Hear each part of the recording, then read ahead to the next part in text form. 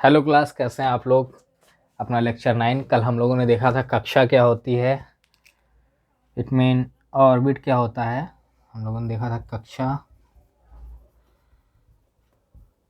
उपकक्षा, सब ऑर्बिट और कक्षक भी देख लिया था। कक्षक, ऑर्बिटल कक्षा में देखा था हम लोगों ने कक्षा क्या होती है। उपकक्षा में देखा था कक्षा KLMN थी, उपकक्षा SPDF थी, और कक्षक में देखा था कक्षा का आकार गोल होता है, उपकक्षा का डमरू आकार होता है और कक्षक का आकार होता है बक्सेनुमा। ये जब तेज चक्कर लगाते हैं तो बादल नुमा आकृति बनाते हैं, लेकिन इसको हम बक्से से दर्शाते हैं। और हमने ये देखा था कि S, अगर S के पास, क्योंकि S के पास 2 इलेक्ट्रॉन होते हैं, 2 से ज़्यादा नहीं होते, तो इसके लिए एक बक्सा बनेगा। ये चीज़ हमने कक्षक में देखा था। P के पास 8 इलेक्ट्रॉन हो, मतलब 6 इलेक्ट्रॉन होते हैं,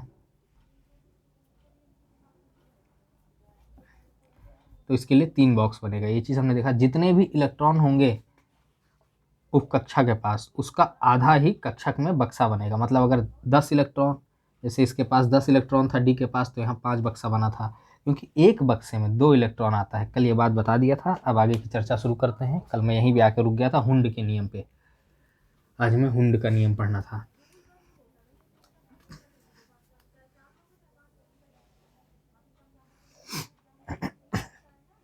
देखिए, हुंड नामक वैज्ञानिक ने क्या कहा। हुंड ने कहा कि अच्छा ठीक है, तुम ऐसे ऐसे बैठा रहे हो,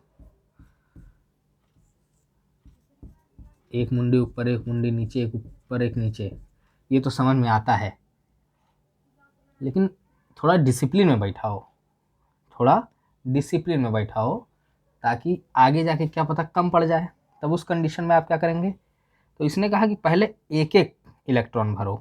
पहले जैसे मानो 3 है, तो पहले एक एक एक ऐसे भरो, उसके बाद फिर चक्रण में आओ दोबारा से, तब ऐसे ऐसे भरो। क्या पता कि एक एक अगर तुम ना भरो, मानो जैसे 6 था तो यहाँ तो बैठ गया, मानो अगर कोई 5 इलेक्ट्रॉन है, तुम ऐसे ऐसे भरते चले गए, मानो 5 इलेक्ट्रॉन है और ये बॉक्स भी 5 का बना हुआ है, यहाँ पे तो आके ख़त्म हो गया। लेकिन अगर इसी को एक डिसिप्लिन में भरते तुम, एक एक एक एक एक, तो सबके हिस्से में एक एक चला जाता ना। अब बात यह है कि मानो जैसे कि खाना खाने बैठे हुए हैं सब लोग किसी पार्टी में, ठीक है। इसने सीधा से ही कहा कि विपरीत चक्रण में ई का जोड़ा लगाना चालू करो। विपरीत चक्रण मतलब वही मैंने जो एक एक एक एक एक, एक पहले भरिए, फिर घुमा के एक एक आइए, एक ही बार में नहीं भरना है। अब जैसे देखिए, शादी ब्याह में बैठे हो कहीं, पार्टी, कोई भी पार्टी मान लो, खाना खाने आप खाना खिला रहे हैं, कुछ पूड़ी है आपके पास, अब 10 लोग बैठे हैं, एक सेकंड में चेक कर पहले, 10 लोग बैठे हुए हैं खाना खाने के लिए, तो अब क्या करेंगे, सबको पहले 4-4 5-5 पूड़ी देते जाएंगे। अब पता चले कि 4-5 लोगों को मिला, आगे जाके पूड़ी ख़त्म, तब क्या करेंगे उस कंडीशन में। तो इसलिए बेहतर है कि भैया सबको एक लाइन से पहले एक एक देते चलो, फिर घुमा के आना तो एक एक दे देना, ताकि सबका काम चलता रहे ना। सबको एक एक एक एक एक एक एक एक एक एक एक देते चलो, फिर घुमा के आना तो फिर एक एक एक एक देते चलना। ऐसे किसी को, मतलब ऐसा नहीं रहे कोई एक पूरी खा भी ना पाए, ऐसा नहीं रहेगा। भले थोड़ा सा कहीं हो सकता है कोई कम खाए ज़्यादा खाए, लेकिन ऐसा कोई नहीं रहेगा कि पूर्णतः वंचित रह जाए या पूरी तरीके से उसको कुछ भी मिले ही ना। यही बात इसने कहा कि इस प्रकार से ना भर के, इस प्रकार से फटाफट ना भर के लगातार इसको विपरीत चक्रण में, ये गलत बताया, इसको सही बताया, इसको ऐसे भरो।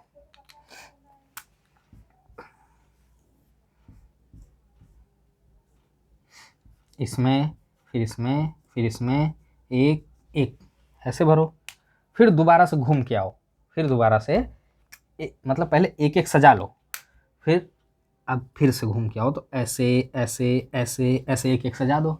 इस तरह भाई सबको मिल जाएगा। इसी को कहा गया हुंड का नियम। हुंड का नियम, हुंड का नियम इसी को कहा गया। ये हुंड का नियम हो गया। अब हम लोग पढ़ेंगे अफबाऊ का नियम। ये तो इसने बता दिया कि चलो ऐसे ऐसे सजाना है, लेकिन प्लेटें कैसे बिछाओगे पूरी खिलाने के लिए।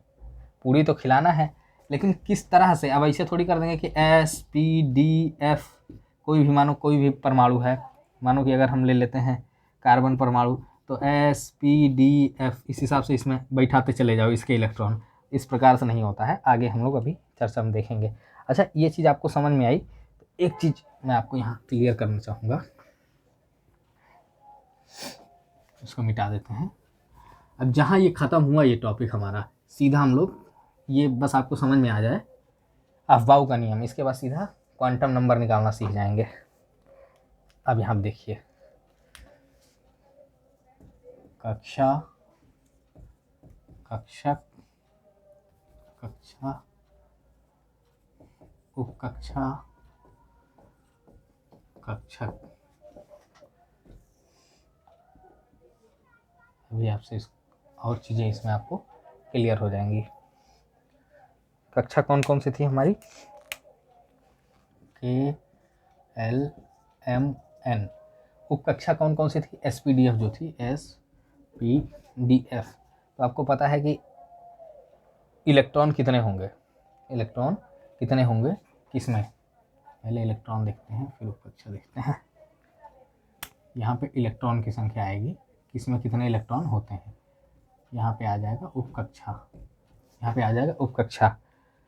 तो अब आप ये देखिए कि कितने इलेक्ट्रॉन होते हैं। K के पास 2 इलेक्ट्रॉन, L के पास 8 इलेक्ट्रॉन, M के पास 18 इलेक्ट्रॉन, N के पास 32 इलेक्ट्रॉन। इसका मतलब ये हुआ, कल मैंने आपको पूरा समझाया था कि K के पास एक उपकक्षा होगी, सिर्फ S उपकक्षा होगी। S के पास 2 इलेक्ट्रॉन हो जाएगा। L के पास 2 उपकक्षा होंगी, S P दोनों, S और P दोनों होंगी, जिसमें S के पास 2 इलेक्ट्रॉन हो जाएंगे और P के पास 6 इलेक्ट्रॉन हो जाएंगे, तो 8 हो जाएंगे। M के पास S P D 3 उपकक्षा हो जाएंगे, जिसमें S के पास 2, P के पास 6, तो 8 मतलब, और D के पास 10। तो इस प्रकार से 18 इलेक्ट्रॉन पूरे हो गए।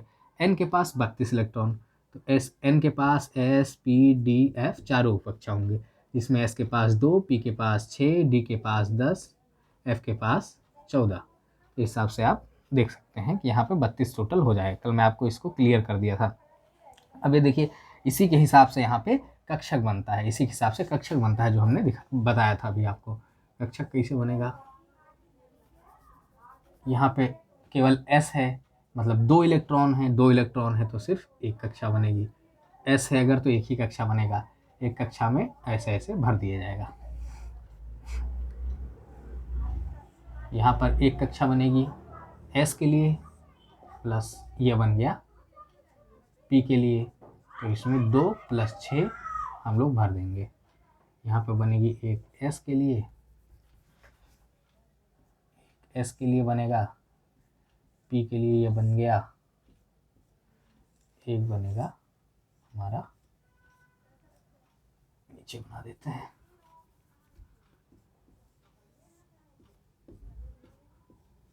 D के लिए।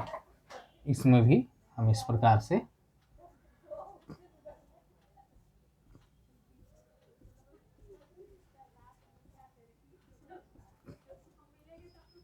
भर देंगे। अब यहाँ पे एक S के लिए, एक P के लिए, एक D के लिए, एक F के लिए बड़ी, 1 2 3 4 5 6, इसमें भी भर दिए जाएंगे। तो बेसिकली आपको समझ में ये आया, कक्षा होती है, कक्षा के कुछ उप कक्षा होती हैं। जो कक्षा में इलेक्ट्रॉन होते हैं वो उपकक्षा के आधार पर ही बटे होते हैं कि किस किस बेसिकली अगर अंततः देखा जाए तो इलेक्ट्रॉन किसके पास है? उपकक्षा के पास है।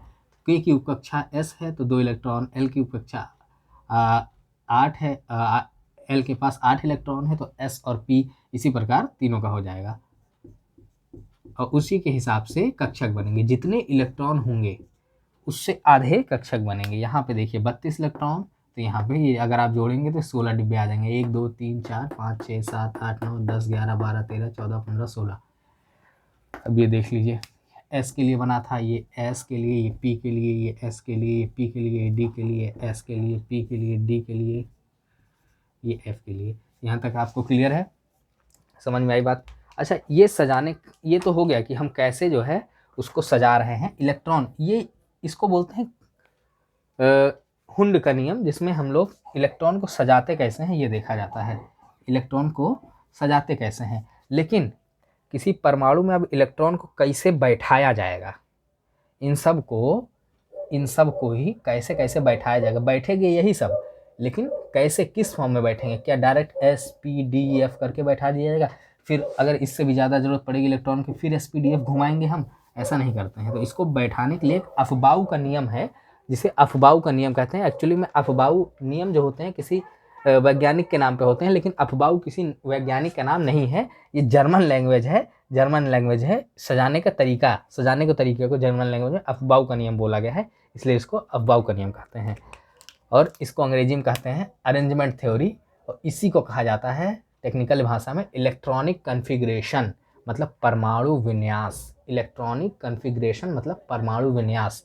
देखिए इलेक्ट्रॉनिक का ही सारा खेल है। आपको पता है कि इलेक्ट्रॉन ही बैठेंगे, ठीक, इलेक्ट्रॉन को ही हमें बैठाना है। इलेक्ट्रॉन ही, ये जो सारा SPDF KLMN का खेला था, ये सब इलेक्ट्रॉन के लिए था। तो इसको 4 भाग में पहले हम बांटते हैं। SPDF हमने लिख लिया। अब हमको पता है S के पास 2 इलेक्ट्रॉन होता है, P के पास 6 इलेक्ट्रॉन होता है, D के पास 10 इलेक्ट्रॉन होता है, F के पास 14 इलेक्ट्रॉन होता है। तो पहले हम इसको 6 गोले बनाएंगे, मतलब आप 6 प्लेटें बिछाएंगे, ऐसे समझिए। पूरी खाना है, प्लेट बिछाना है, 5 में बैठ के खाना है खाना, ठीक है। अब आप देखिए कि S के लिए हमने ऐसे 6 गोले बनाइए आप, 1 2 3 4 5 6। समय ज़्यादा हो जाता है इसलिए मैंने पहले ही बना के रख लिया है। फिर आप इसमें सेकंड से शुरू करेंगे, 1 2 3 4 5। फिर आप इसमें थर्ड से शुरू करेंगे, और F वाले में फोर्थ से शुरू करेंगे। इस प्रकार शुरू करेंगे, और इसमें लिखेंगे 1S 2S 3S 4S 5S 6S, 2S 3S 4S 5S 6S, 3D 4D 5D 6D, 4F 5F 6F। अब जो बैठाया जाएगा किसी भी परमाणु का जब इलेक्ट्रॉनिक कन्फिग्रेशन हम करेंगे तो ऐसे करेंगे। पहले कौन कौन बैठेगा ये दिखा जाएगा। पहले कौन कौन सी प्लेटें लगाई जाएंगी, ये मान लीजिए प्लेट है गोल गोल, कौन कौन सी प्लेट पहले खाना खिलाने के लिए, किसी आदमी की 10 पूरी खाने की क्षमता है, तो इसमें आप ये समझ लीजिए कि उसको अलग अलग प्लेट में अलग अलग हिसाब से पूरी दिया जाएगा, अलग अलग प्लेट में अलग अलग हिसाब से पूरी दिया जाएगा, ठीक। अब ये प्लेटों को सजाने का तरीका देखिए।